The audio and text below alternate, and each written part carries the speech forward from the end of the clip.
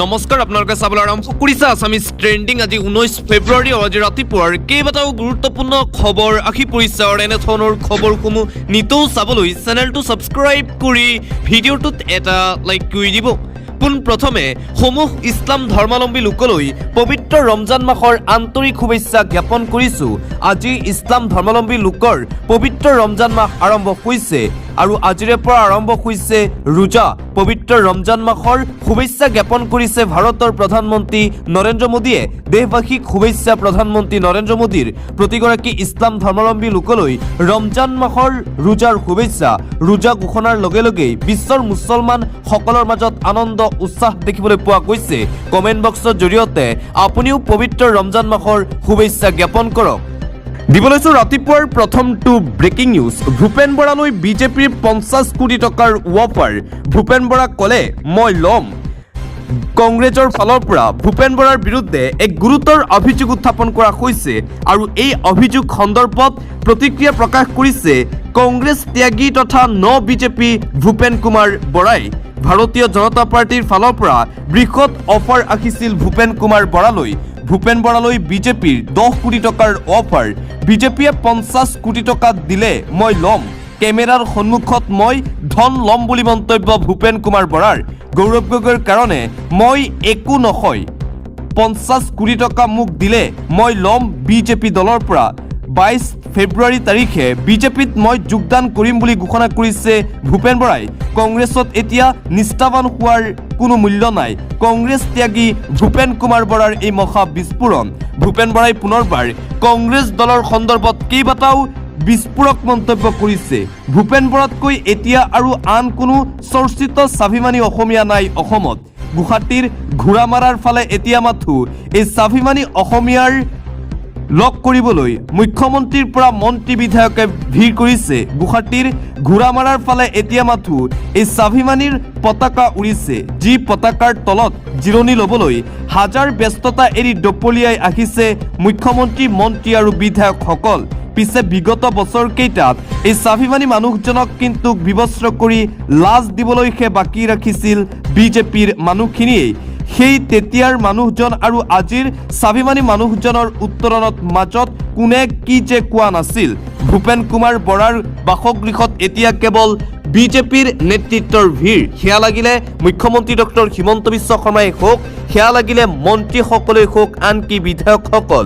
মুখ্যমন্ত্ৰী ডক্টৰ হিমন্ত বিশ্ব শৰ্মা ভূপেন কুমাৰ বাসগৃহত উপস্থিত হৈছিল নিশা আৰু তাৰ পিছতেই যোৱাকালি মন্ত্ৰী পীযুষ হাজৰিকা, বিধায়ক মানৱ ডেকাও উপস্থিত হৈছিল ভূপেন কুমাৰ বৰাৰ বাসগৃহত। প্ৰশ্ন উত্থাপন হয়, এই ভূপেন কুমাৰ বৰাৰ বিৰুদ্ধেই এটা সময়ত বিজেপিয়ে কেতবোৰ বিস্ফোৰক মন্তব্য কৰিছিল। ভূপেন বৰাক কেৱল মাত্ৰ বিবস্ত্ৰ কৰি লাজ দিবলৈহে বাকী থাকিছিল। বিজেপিয়ে এই ভূপেন বৰাক লৈ যিসমূহ মন্তব্য কৰিছিল সেই মন্তব্যসমূহ এতিয়া সামাজিক মাধ্যমত যথেষ্ট পৰিমাণে ভাইৰেল হৈ পৰিছে। দিব লৈছোঁ আন এটা গুৰুত্বপূৰ্ণ খবৰ। ভূপেন বৰাৰ বিজেপি গমনৰ ফলত এতিয়া আকৰ্ষণীয় হৈ উঠিছে বিহপুৰীয়াৰ ৰাজনীতি। ভূপেন বৰাই বিহপুৰীয়াৰ বৃহৎ সংখ্যক কংগ্ৰেছ কৰ্মীৰ সৈতে বিজেপিত যোগদান কৰিব বুলি মুখ্যমন্ত্ৰীগৰাকীয়ে ক'লেও সংবাদমেল সম্বোধন কৰি এই কথা প্ৰত্যাখ্যান কৰিলে স্বয়ং ভূপেন বৰাৰ ঘনিষ্ঠ কংগ্ৰেছ নেতাই। বিহপুৰীয়া কাৰো চৰণীয়া পথাৰ নহয় বুলিও হুংকাৰ কংগ্ৰেছৰ। ইফালে বিহপুৰীয়াত বিজেপিৰ শিবিৰতো আৰম্ভ হৈছে প্ৰাৰ্থিত্ব কেন্দ্ৰিক বিবাদ। ভূপেন কুমাৰ বৰা যেতিয়াই বিজেপিত যোগদান কৰিলে তেতিয়াই বিজেপিৰ ভিতৰ চৰত এতিয়া কন্দল এক প্ৰকাৰ আৰম্ভ হৈ গৈছে। ভূপেন বৰাক যিটো সমষ্টিত প্ৰাৰ্থিত্ব দিবলৈ চিন্তা চৰ্চা কৰিছে সেই সমষ্টিত এতিয়া বিজেপি দলৰ প্ৰাৰ্থিত্ব কেন্দ্ৰিক সংঘাত আৰম্ভ হৈছে। মুঠতে ভূপেন বৰাক লৈ এতিয়া চৰম অস্বস্তিত ভাৰতীয় জনতা পাৰ্টি। অন্য এটা খবৰ, 700 টিকট প্ৰত্যাশীৰ আবেদন গ্ৰহণ কৰিছে প্ৰদেশ কংগ্ৰেছৰ সভাপতি গৌৰৱ গগৈয়ে। তাৰে 26টা সিটত নিৰ্বাচন খেলিব নোৱাৰে কংগ্ৰেছে। 26টা সিটত টিকট লাভ নকৰা প্ৰাৰ্থিত্ব প্ৰত্যাশীয়ে গৌৰৱ গগৈৰ বিৰুদ্ধে প্ৰতিবাদ সাব্যস্ত কৰিব। কংগ্ৰেছৰ টিকট প্ৰত্যাশীৰ সকলৰ পৰা ধন সংগ্ৰহ কৰাত নামি পৰিছে সাংসদ ৰকিবুল হুছেইন। কংগ্ৰেছৰ ভিতৰুৱা স্বৰূপ এইবাৰ উদঙালে কংগ্ৰেছ ত্যাগী তথা বিজেপি ভূপেন কুমাৰ বৰাই। কংগ্ৰেছে কেনেদৰে টিকটৰ নামত বজাৰ বহাইছে তাক লৈও এতিয়া মন্তব্য কৰিছে ভূপেন কুমাৰ বৰাই। আন এটা গুৰুত্বপূৰ্ণ খবৰ, অহাবাৰ আৰু 2 লাখ চাকৰি পাব শিক্ষকসকলে। অহা বৰ্ষত মুকলি কৰি দিয়া হ'ব শিক্ষক আৰু অধ্যাপকৰ ৭৫,০০০ চৰকাৰী চাকৰি। 2006 চনৰ আগতে প্ৰতিষ্ঠা হোৱা বিদ্যালয়সমূহে পৰ্টেলত দিব লাগিব নথিৰ প্ৰমাণ। শিক্ষকসকলক ৰাজনীতিৰ পৰা আঁতৰি থাকিবলৈ আহ্বান জনাইছে ৰাজ্যৰ মুখ্যমন্ত্ৰী ডক্টৰ হিমন্ত বিশ্ব শৰ্মাই। বিদ্যালয় মহাবিদ্যালয়ৰ প্ৰাদেশিকৰণৰ বাবে ৰাজ্য চৰকাৰৰ পৰ্টেল মুকলি কৰি এই মন্তব্য কৰিছে মুখ্যমন্ত্ৰী ডক্টৰ হিমন্ত বিশ্ব শৰ্মাই। অন্য এটা খবৰ, ভূপেন বৰাই যে বিজেপিত যোগ দিব তাৰ উমান আগতেই পাইছিল হেনো প্ৰদেশ কংগ্ৰেছৰ সভাপতি গৌৰৱ গগৈয়ে। মুখ্যমন্ত্ৰী হিমন্ত বিশ্ব শৰ্মাক কংগ্ৰেছৰ ভিতৰৰ কথাবোৰো ভূপেন কুমাৰ বৰায়ে যে জনাইছিল সেই সন্দৰ্ভতো অৱগত আছিল গৌৰৱ গগৈ, কিন্তু তেওঁ বিশ্বাস কৰিবলৈ টান পাইছিল। এই লৈ গৌৰৱ গগৈকো উভতি ধৰিলে ভূপেন কুমাৰ বৰাই। লগতে ক'লে 22 ফেব্ৰুৱাৰীলৈ সময় আছে, এইকেইদিন কৈ লওক কি ক'ব বাকী আছে কংগ্ৰেছ নেতাই, তাৰ পিছত হেনো ভূপেন বৰাৰ পাল। মুঠতে ভূপেন কুমাৰ বৰাই কংগ্ৰেছ দল ত্যাগ কৰাৰ পিছতেই ভূপেন কুমাৰ বৰাৰ বিৰুদ্ধে ইটোৰ পিছত সিটো মহা অভিযোগ এতিয়া উত্থাপন কৰিছে প্ৰদেশ কংগ্ৰেছৰ সভাপতি গৌৰৱ গগৈয়ে। দিবলৈ চোৱা আন এটা ব্ৰেকিং নিউজ, কোন বেছি হিন্দু, মুখ্যমন্ত্ৰী হিমন্ত বিশ্ব শৰ্মা নে গৌৰৱ গগৈ? হিমন্ত বিশ্ব শৰ্মাতকৈ বেছি হিন্দু নেতা কোনোবা আছেনে? মুখ্যমন্ত্ৰীতকৈ হিন্দুৰ কথা বেছি জানে নেকি গৌৰৱ গগৈয়ে? ভূপেন বৰাৰ পাছত হিন্দু নেতা আছেনে কংগ্ৰেছ দলত? নিজকে হিন্দু প্ৰতিপন্ন কৰাৰ প্ৰতিযোগিতা ৰাজ্যৰ ৰাজনীতিত মুখ্যমন্ত্ৰী ডক্টৰ হিমন্ত বিশ্ব শৰ্মাই কৈছিল ভূপেন বৰাই আছিল কংগ্ৰেছ দলৰ একমাত্ৰ হিন্দু নেতা, আৰু সেই ভূপেন কুমাৰ বৰা এতিয়া কংগ্ৰেছ দলৰ পৰা পদত্যাগ কৰিছে। আৰু মুখ্যমন্ত্ৰী ডক্টৰ হিমন্ত বিশ্ব শৰ্মাৰ এই মন্তব্যৰ পিছতেই মুখ্যমন্ত্ৰীক চেলেঞ্জ প্ৰদান কৰিছে গৌৰৱ গগৈয়ে। হিন্দুত্বৰ চাৰ্টিফিকেট দিয়া বন্ধ কৰক মুখ্যমন্ত্ৰীয়ে। মুখ্যমন্ত্ৰীয়ে পাহৰি গৈছে হিন্দু আৰু হিন্দুবাদৰ সংজ্ঞা। ভূপেন বৰাকহে অকল হিন্দু নেতা নেকি কংগ্ৰেছৰ? এবাৰ মুখ্যমন্ত্ৰীৰ হিন্দুত্বক লৈ উভতি ধৰিলে বিৰোধী দলপতি দেৱব্ৰত শইকীয়াও। মুঠতে গৌৰৱ গগৈয়ে মুখ্যমন্ত্ৰী হিমন্ত বিশ্ব শৰ্মাক ৰাজহুৱা চেলেঞ্জ প্ৰদান কৰি কৈছে হিন্দুৰ ধৰ্মক লৈ মোৰ লগত ৰাজহুৱাকৈ তৰ্ক কৰক। এই চেলেঞ্জ প্ৰদান কৰিছে গৌৰৱ গগৈয়ে।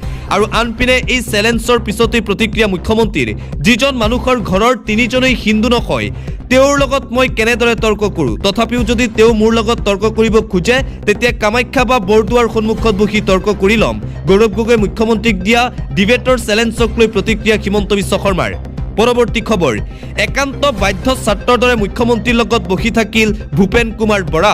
মুখ্যমন্ত্ৰীৰ 40 মিনিটৰ সংবাদমেলৰ কাষতে বহি বহি শুনি থাকিল কংগ্ৰেছ ত্যাগী ভূপেন কুমাৰ বৰাই। মুখ্যমন্ত্ৰীয়ে ক'লে ভূপেন কুমাৰ বৰাই যোগদান কৰিব ভাৰতীয় জনতা পাৰ্টিত। মুখ্যমন্ত্ৰীক কি কথা মনত পেলাই দিলে ভূপেন কুমাৰ বৰাই, তাক লৈও চলিছে এতিয়া চৰ্চা। ডক্টৰ হিমন্ত বিশ্ব শৰ্মাক 3টা শব্দ ক'লে ভূপেন কুমাৰ বৰাই। ভূপেন কুমাৰ বৰাৰ বাসগৃহত যেতিয়া মুখ্যমন্ত্ৰী ডক্টৰ হিমন্ত বিশ্ব শৰ্মা উপস্থিত হৈছিল তাৰ পিছত সংবাদমেল সম্বোধন কৰিছিল। 40 মিনিটৰ সংবাদমেলত এটা শব্দও উচ্চাৰণ নকৰিলে ভূপেন কুমাৰ বৰাই। এতিয়া কংগ্ৰেছ দলে মন্তব্য কৰিছে যে ভূপেন কুমাৰ বৰাক ব্লেকমেইলিং কৰিছে মুখ্যমন্ত্ৰী ডক্টৰ হিমন্ত বিশ্ব শৰ্মাই, যাৰ বাবে কংগ্ৰেছ দল ত্যাগ কৰিছে ভূপেন কুমাৰ বৰাই। দিবলৈ চোৱা আন এটা অতিকৈ গুৰুত্বপূৰ্ণ খবৰ, দেৱব্ৰত শইকীয়াই বিধানসভা নিৰ্বাচনৰ পিছত বিজেপিত যোগদান কৰিব বুলি মন্তব্য কৰিছিল ৰাজ্যৰ মুখ্যমন্ত্ৰী ডক্টৰ হিমন্ত বিশ্ব শৰ্মাই। এবাৰ মুখ্যমন্ত্ৰী হিমন্ত বিশ্ব শৰ্মাক প্ৰত্যুত্তৰ দিছে দেৱব্ৰত শইকীয়াই।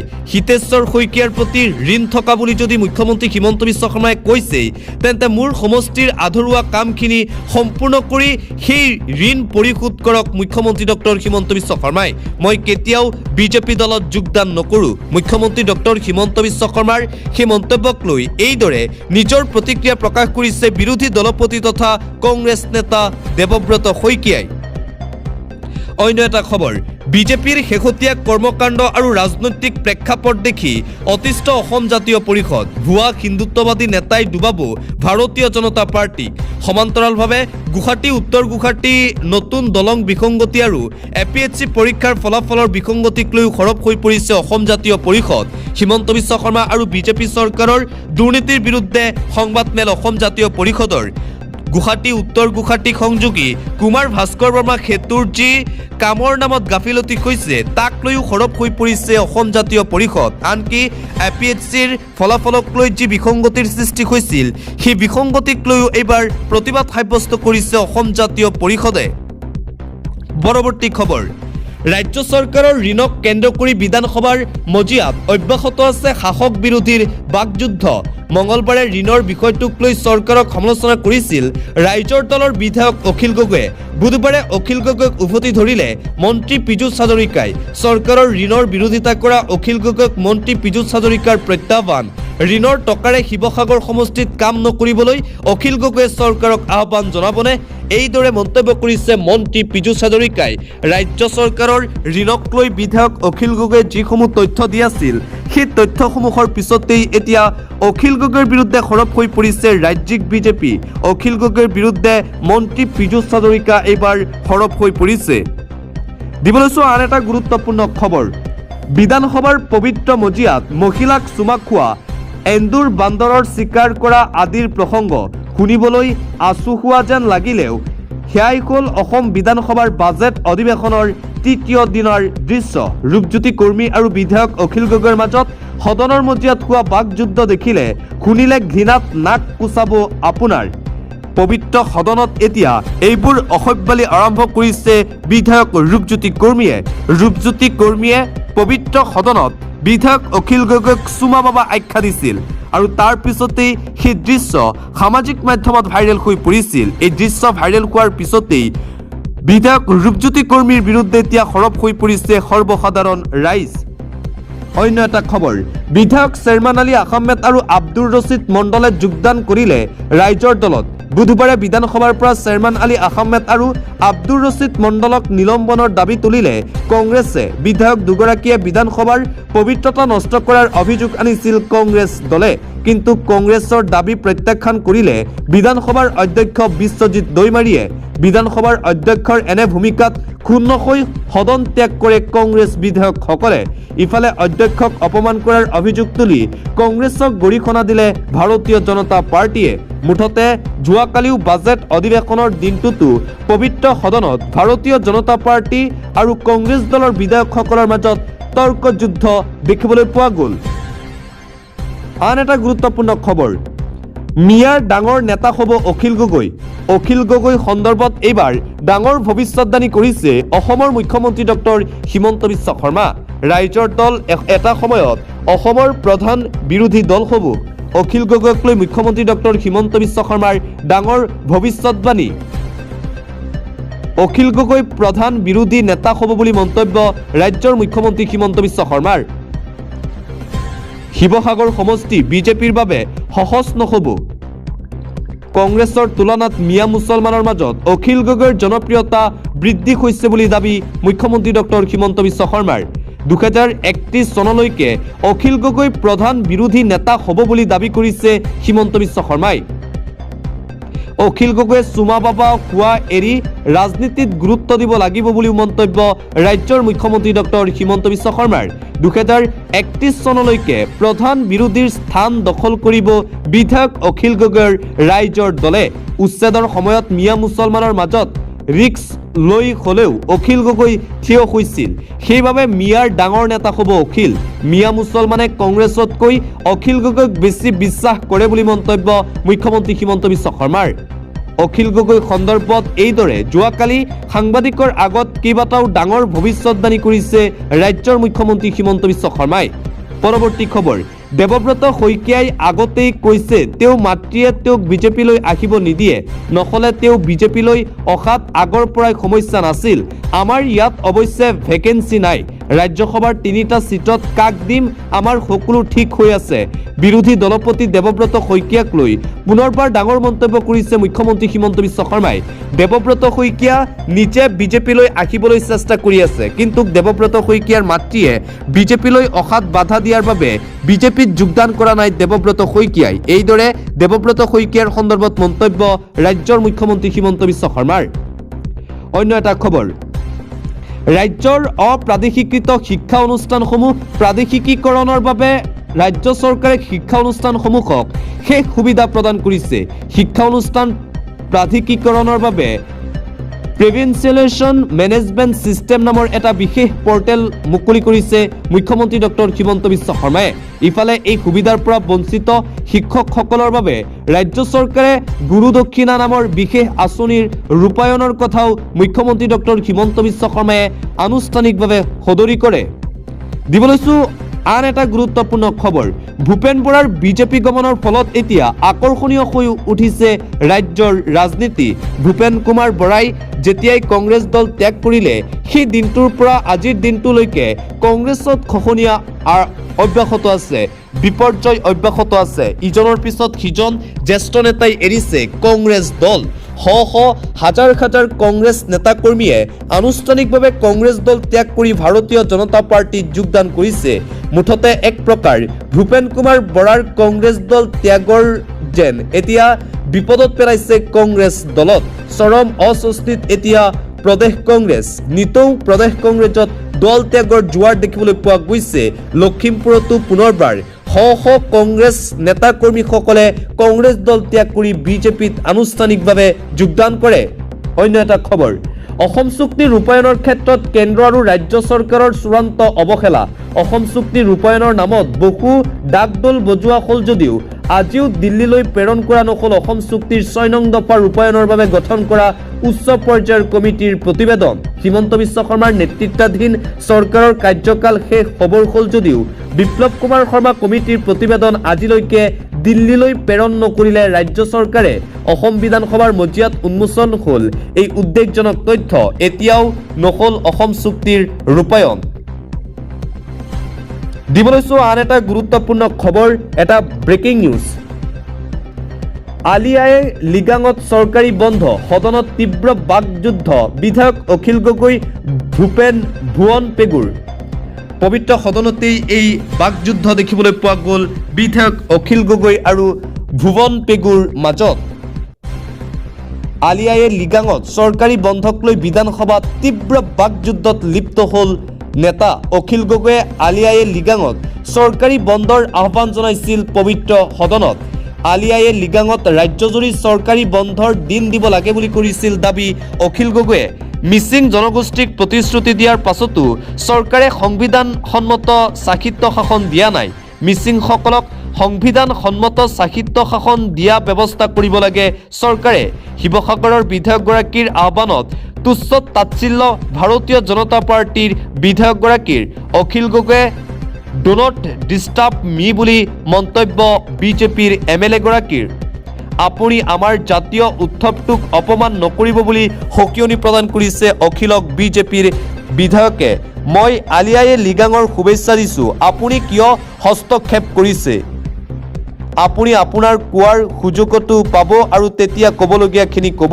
এইদৰে তীব্ৰ বাকযুদ্ধ দেখিবলৈ পোৱা গ'ল পবিত্ৰ সদনত। অন্য এটা খবৰ, ৰাজহুৱা স্থানত নিষিদ্ধ মাছ মাংস বিক্ৰী। বংগ পালেগৈ বিহাৰৰ মাংস ৰাজনীতি। সম্পূৰ্ণৰূপে ৰাস্তাত বন্ধ মাছ বিক্ৰী। বিহাৰত মুকলি স্থানত মাংস বিক্ৰীত নিষেধাজ্ঞা জাৰি কৰাৰ পাছতেই বংগত সৰব হৈছে অগ্নিকন্যা মমতা। বংগত যদি কেতিয়াবা বিজেপি শাসনলৈ আহে তেন্তে এইবোৰ কৰ্ম কৰিব। বংগতো মাছ মাংস নিষিদ্ধ কৰিব ভাৰতীয় জনতা পাৰ্টিয়ে। বংগৰ মানুহে কি শ্বপিং মলৰ পৰা মাছ মাংস ক্ৰয় কৰি খাব লাগিব, ইয়াক লৈও প্ৰশ্ন উত্থাপন কৰিছে মমতা বেনাৰ্জীয়ে। শেহতীয়াকৈ বিহাৰ চৰকাৰে মুকলি স্থানত মাংস বিক্ৰী কৰাত আৰোপ কৰিছিল নিষেধাজ্ঞা। জনস্বাস্থ্যৰ প্ৰতি লক্ষ্য পদপথৰ কাষত মাছ মাংস বিক্ৰী কৰাত বিহাৰ চৰকাৰে নিষেধাজ্ঞা আৰোপ কৰাৰ সিদ্ধান্ত লৈছিল। তাৰ পিছতেই সৰব হৈ পৰিছে মমতা বেনাৰ্জী। পৰৱৰ্তী খবৰ, ইমাম আৰু মাদ্ৰাছাৰ শিক্ষকৰো দৰমহা বৃদ্ধি কৰক। ৰমজানৰ পূৰ্বে উলেমা কাউন্সিলৰ এই আহ্বান। যিসকল ইমাম আৰু মাদ্ৰাছাৰ টিচাৰ আছে সেইসকলৰ চেলাৰী বৃদ্ধি কৰিব লাগে বুলি দাবী উত্থাপন কৰা হৈছে। পবিত্ৰ ৰমজান মাহৰ প্ৰাকখনত মছজিদৰ ইমামৰ দৰমহা বৃদ্ধিৰ দাবী। ইমামৰ লগতে মাদ্ৰাছাৰ শিক্ষকসকলৰো দৰমহা বৃদ্ধি কৰাটো প্ৰয়োজন। উলেমা কাউন্সিলে মুছলমানক সংবাদমেলযোগে জনালে এই আহ্বান। ইমাম আৰু মাদ্ৰাছাৰ শিক্ষকসকলৰ পৰিয়াল আছে, তেওঁলোকৰ দৰমহা অলপ বৃদ্ধি কৰক। ইমামৰ দৰমহা 10,000ৰ পৰা 15,000 কৰিব লাগে বুলি দাবী উত্থাপন কৰা হৈছে। মাদ্ৰাছাৰ শিক্ষকৰ দৰমহা 15,000ৰ পৰা 20,000 টকা কৰিব লাগে। তেওঁলোকৰ আৰ্থিক অৱস্থা বেয়া হোৱাৰ বাবে সন্তানক ভাল শিক্ষা দিব নোৱাৰে। পবিত্ৰ ৰমজানৰ প্ৰাকখনত মছজিদৰ ইমামৰ দৰমহা বৃদ্ধিৰ আহ্বান। অন্য এটা খবৰ, 25 ফেব্ৰুৱাৰী তাৰিখৰ পৰা BTC-বাসীয়ে লাভ কৰিব মাটিৰ পট্টা। BTC প্ৰধান হাগ্ৰামা মহিলাৰীয়ে আনুষ্ঠানিকভাৱে কৰিছে এই ডাঙৰ ঘোষণা। প্ৰতিশ্ৰুতি দি এতিয়া প্ৰতিশ্ৰুতি ৰক্ষা কৰি আছে হাগ্ৰামা মহিলাৰীয়ে। BTC-বাসীক দিছে এই সুখবৰ। BTC চিফ হাগ্ৰামা মহিলাৰীয়ে অহা 25 ফেব্ৰুৱাৰী তাৰিখৰ পৰা BTC-বাসীয়ে লাভ কৰিব মাটিৰ পট্টা, ভূমিৰ পট্টা পাব BTC-বাসীয়ে। BTC-বাসীৰ বাবে এই বৃহৎ ঘোষণা BTC প্ৰধান হাগ্ৰামা মহিলাৰীৰ। নিৰ্বাচনৰ পূৰ্বে দিয়া প্ৰতিশ্ৰুতি এটা এটাকৈ পালন কৰিব BTCৰ হাগ্ৰামা মহিলাৰীৰ চৰকাৰে। ওদালগুৰি জিলাৰ পৰা আৰম্ভ হ'ব BTCত মাটিৰ পট্টা বিতৰণৰ কাম। গোসাইগাঁৱৰ পৰা আৰম্ভ হ'ব গণ সমাৱেশ কাৰ্যসূচী। মাটিৰ পট্টা দিয়া হ'ব এইবাৰ BTC-বাসীক। বিধানসভা নিৰ্বাচনৰ বাবে সম্পূৰ্ণৰূপে প্ৰস্তুত BPF দল, মন্তব্য কৰিছে BPF প্ৰধান তথা BTCৰ চিফ হাগ্ৰামা মহিলাৰীয়ে। চৰকাৰী ঘৰক লৈ এটা গুৰুত্বপূৰ্ণ খবৰ। চৰকাৰী পকী ঘৰ লাভক লৈ আহি গ'ল ডাঙৰ খবৰ। গোহালি ঘৰ, হাঁহৰ গঁৰাল, কেঁচা ঘৰ বুলি ফটো দিয়াসকল পৰিব বিপদত। ঘৰে ঘৰে চলিব চৰকাৰী জৰীপ। চৰকাৰী পকী ঘৰক লৈ এটা ব্ৰেকিং নিউজ। চৰকাৰী পকী ঘৰক লৈ ডাঙৰ খবৰ জাৰি কৰিছে মন্ত্ৰী ৰঞ্জিত কুমাৰ দাসে। গোহালি ঘৰ, হাঁহৰ গঁৰাল, কেঁচা ঘৰ বুলি ফটো দিয়াসকল পৰিব ভয়ংকৰ বিপদত। চৰকাৰী ঘৰ লাভৰ বাবে ভুল তথ্য দিয়াসকলৰ বিপদ নিশ্চিত। কেৱল গৃহহীন দৰিদ্ৰ যোগ্য পৰিয়ালেহে লাভ কৰিব চৰকাৰৰ ফালৰ পৰা চৰকাৰী পকী ঘৰ। গাঁৱে গাঁৱে পঞ্চায়ত সভাপতিক জৰীপ চলোৱাৰ নিৰ্দেশনা দিয়া হৈছে চৰকাৰৰ ফালৰ পৰা। প্ৰকৃততে পকী ঘৰ নাই বুলি পঞ্চায়ত সভাপতি সচিবে গাঁও সভাত লিখি দিব লাগিব। জিঅ' টেগ কৰাসকলক বিভাগীয়ভাৱে চলোৱা হ'ব জৰীপ। ছেটেলাইটৰ জৰিয়তে চলোৱা হ'ব এই জৰীপ লোকসকলৰ। চৰকাৰী পকী ঘৰক লৈ এই ডাঙৰ ঘোষণা কৰিছে মন্ত্ৰী ৰঞ্জিত কুমাৰ দাসে। দিবলৈছো আন্তঃৰাষ্ট্ৰীয় পৰ্যায়ৰ এটা গুৰুত্বপূৰ্ণ খবৰ। ৰমজান মাহতেই মধ্যপ্ৰাচ্যত যুদ্ধৰ উকমুকনি। ইৰাণৰ দিশে আমেৰিকাৰ অৰ্ধশতাধিক যুদ্ধ বিমান। ৰমজান মাহতেই মধ্যপ্ৰাচ্যত এতিয়া যুদ্ধৰ উকমুকনি দেখিবলৈ পোৱা গৈছে। অৰ্ধশতাধিক যুদ্ধ বিমানেৰে ইৰাণৰ দিশে আমেৰিকা। সাগৰতেই যুদ্ধ বিমান, এয়াৰক্ৰাফ্ট ধ্বংসৰ হুংকাৰ ইৰাণৰ। আয়াতুল্লাহ আলী খামেনিৰ ধমকৰ পাছতে মধ্যপ্ৰাচ্যত হাহাকাৰ। ট্ৰাম্পৰ নিৰ্দেশত অৰ্ধশতাধিক যুদ্ধ বিমান প্ৰেৰণ ইৰাণৰ দিশে। ইৰাণৰ বিৰুদ্ধে যিকোনো মুহূৰ্তত আমেৰিকাই অপাৰেশ্যন চলোৱাৰ সম্ভাৱনা। জেনেভাত ইৰাণ আমেৰিকাৰ বৈঠক চলাৰ সময়তে এই উত্তেজনা। ট্ৰাম্পৰ স্বাৰ্থ এতিয়াও মানিবলৈ সাজু হোৱা নাই ইৰাণ ৰাষ্ট্ৰ। ৰমজান মাহতেই মধ্যপ্ৰাচ্যত এই যুদ্ধৰ উকমুকনি দেখিবলৈ পোৱা গৈছে।